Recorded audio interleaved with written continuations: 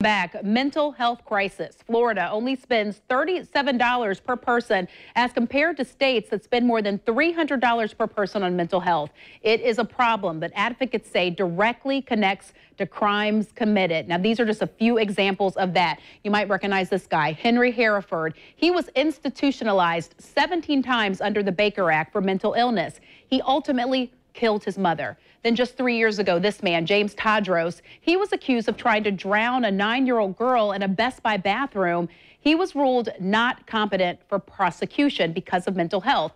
And then the most recent case, you have this man, Keith Sykes. He was accused of sexual battery a child in a restroom, also not competent for prosecution. So joining me now to discuss this is Denise Marzullo, who is the president and CEO of Mental Health America of Northeast Florida. We appreciate you joining us this morning. You know, I wanted to use that very visual example because many times these are cases when people say, look, I knew something was wrong. Family members say we knew there was a mental health issue. Either they didn't pursue it or they did and they just didn't get results. Right.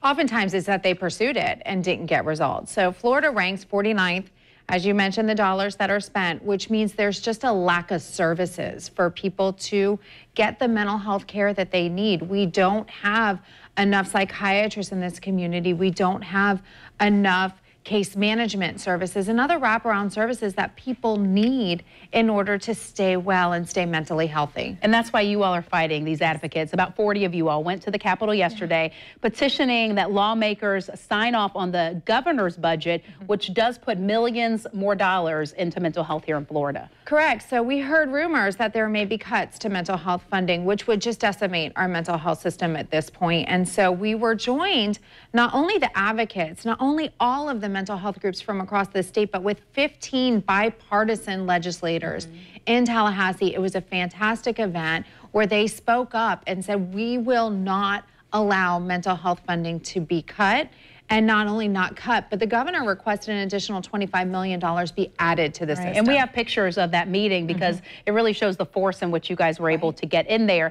Did you see results? Did you find the lawmakers were open to this? Absolutely. So they worked really hard. Several of our key legislators worked really hard last year to pass what was called Senate Bill 12. And it was a transformational mental health package that addressed a lot of the gaps and added over $58 million into our mental health system. And cutting and not continuing to move forward would undo a lot of the hard work that they did, and it took years to accomplish, so they don't want that. And what's interesting, though, even with this extra money, the $20 million, we're still going to be 49th out of 50. I was asking, does that move us forward at all? And the answer really is no, but it does add more dollars per person. How does that average out? Yeah, so it is the next step. It is the next step in where we need to go. I'll give you an example.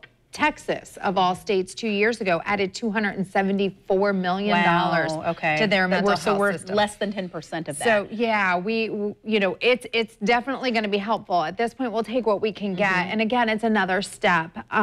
It's a tough budget season. There's a lot of different priorities. We just want to make sure mental illness is considered as one of those. And let's just talk, you know, because again, we hear these family members saying they knew something was wrong. What can they do? And especially if they pursue it and then they find that the person's fine, they clear them, they come back into the home, but that family member knows that there's still an issue. What can they do? So they needed to really bombard the system to get services. If you hear no, call back again. Lutheran Services Florida has a crisis line, and there's also United Way 211. Just pick up the phone, dial 211, and you'll get a list of providers, and you just keep calling. Keep calling. NAMI, the National Alliance for Mental Illness in Jacksonville, has a strong chapter for families who have an adult loved one with a mental illness, and they can help connect to resources. Go to mhajax.org, and we have a list of providers in the community.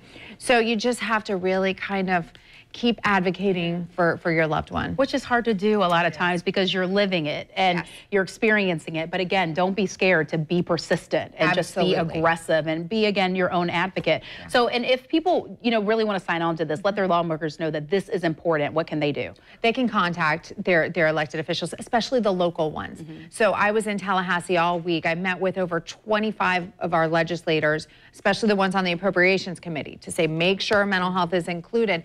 But if people can call their local lawmakers, they have a voice in Tallahassee. So they want to hear from people to find out what's going on. All right, Denise, thank you so much. And certainly if this affects you and you want to know more, you can see this interview again. We'll get those links in a story so people can access those as well. We'll get that on news4jax.com shortly. You'll find it on the morning show page.